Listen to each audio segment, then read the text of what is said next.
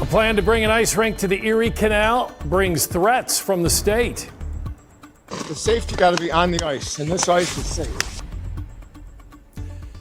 The state says its goal is to use the Canalway year-round. And the father of a hockey family in Fairport started a project to show how he says it can be done safely.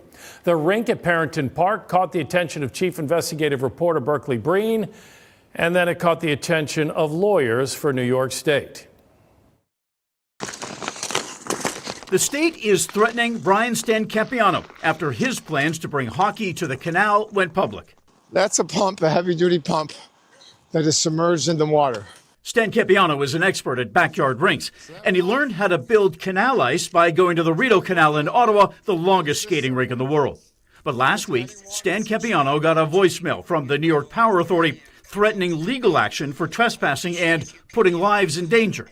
A cease and desist email said his dangerous activities on canal property is a trespass, and if he doesn't stop, they're calling the police.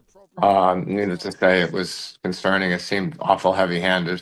I reached Stancampiano this week in Florida. Did it cause you to stop going on the canal there?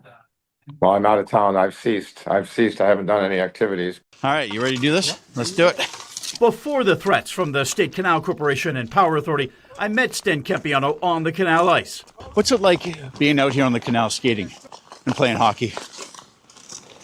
I call it magic.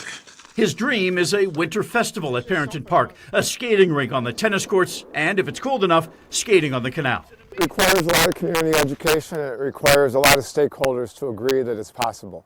And you believe it is? I believe it is. Unquestionable. New York State is accusing Stancampiano of trespassing, but I've come here to the canal at Parenton Park multiple times. I don't see a single no trespassing sign. And there is evidence that other people have gone down onto the canal. Those are ski tracks down there. And we even saw people playing hockey on the canal at a different location last week. Have you had to get yourself a lawyer? I haven't gone there yet. I'm hoping it can be worked out and logic would prevail if we had the right stakeholders all working together.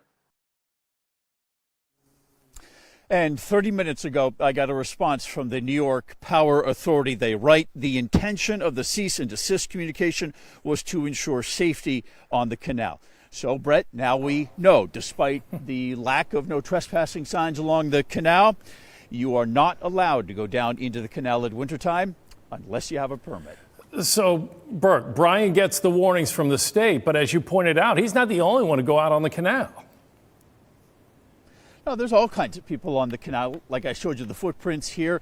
I've seen people play hockey and walk on the canal, ski on the canal, well, all along the stretch through our community. I did ask the Power Authority, how many of these cease and desist orders have you sent out to people?